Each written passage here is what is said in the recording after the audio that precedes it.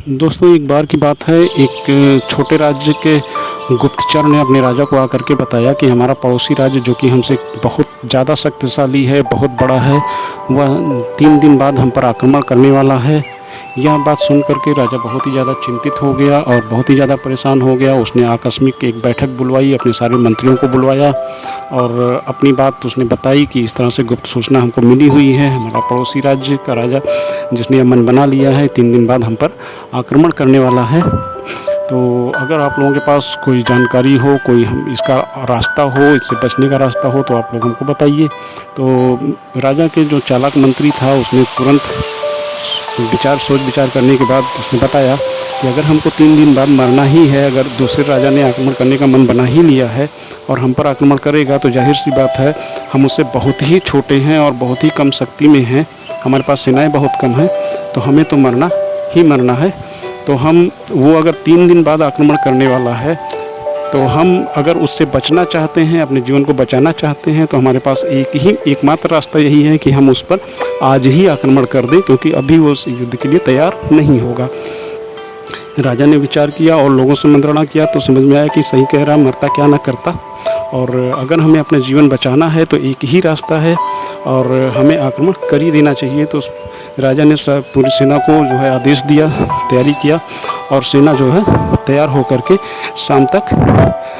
युद्ध के लिए निकल गई। और पड़ोसी राज्य में पहुंचने के लिए हमें इनको पुल क्रॉस करना होता था। तो पुल क्रॉस करने के बाद राजा ने जो है उस पुल को तोड़ने का आदेश दे दिया। जब सारी सेना पुल क्रॉस कर गई तो उस पुल को तोड़ने का आदेश राजा ने दे दिया और पूरी सेना को ये बताया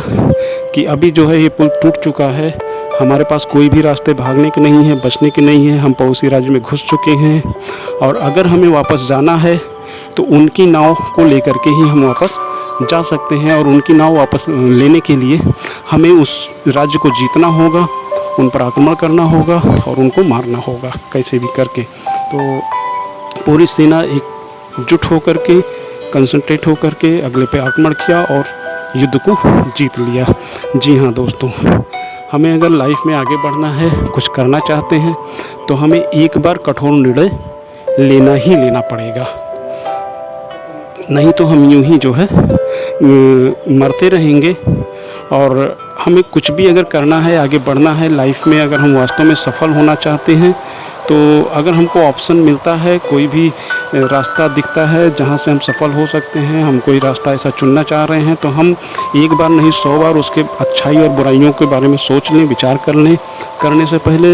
लेकिन करने के बाद अगर हमने एक बार मन बना लिया तो हमें कभी भी अपने कदम को वापस नहीं करना चाहिए और हमें अपना बैक डोर हमेशा बंद कर देना चाहिए। हमें वापस